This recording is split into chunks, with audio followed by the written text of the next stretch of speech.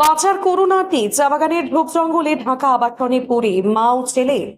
সুচিত্রা সেন অভিনীত দ্বীপ জেলে যায় সিনেমার এক প্রতিচ্ছবি যেন নাগরাকাটার ভগতপুর চা বাগানের অবসরপ্রাপ্ত নার্স শুক্লা চক্রবর্তীর জীবন। মানসিক ভারসাম্যহীন একমাত্র ছেলেকে নিয়ে চরম দুর্বিষহ দিন কাটাচ্ছেন তিনি।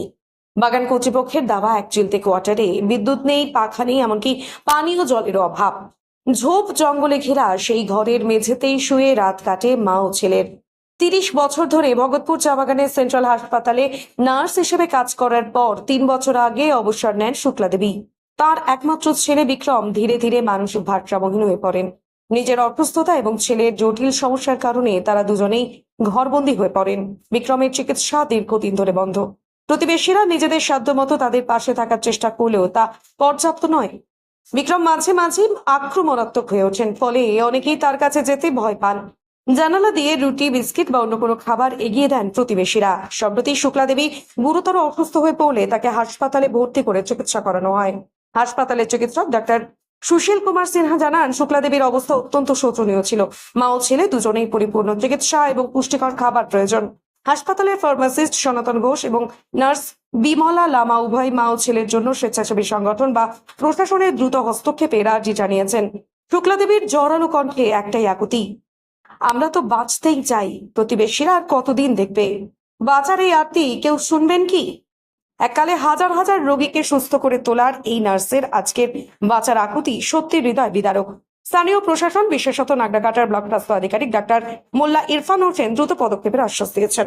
গোল গোল করে ওইটা করে নিল আর বাপটু আর তো খাবার এক টাইম পাইলে 2 টাইম পাবে না।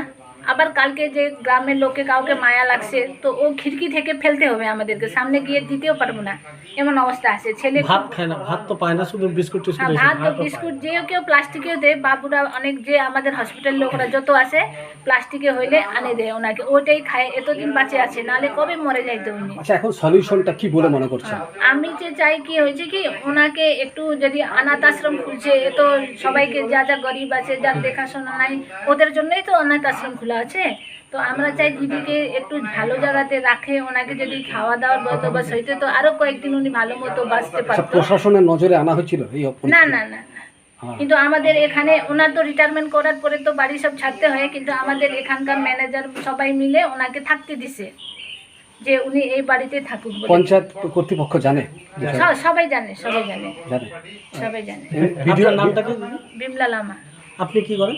আমি ওই হসপিটালে কাজ করি।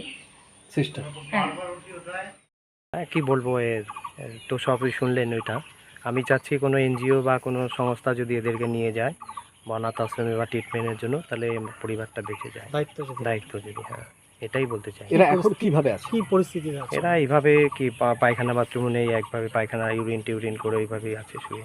খাওয়া দাওয়া জুটছে? খাওয়া দাওয়া কখনো জুটছে, কখনো জুটছে না।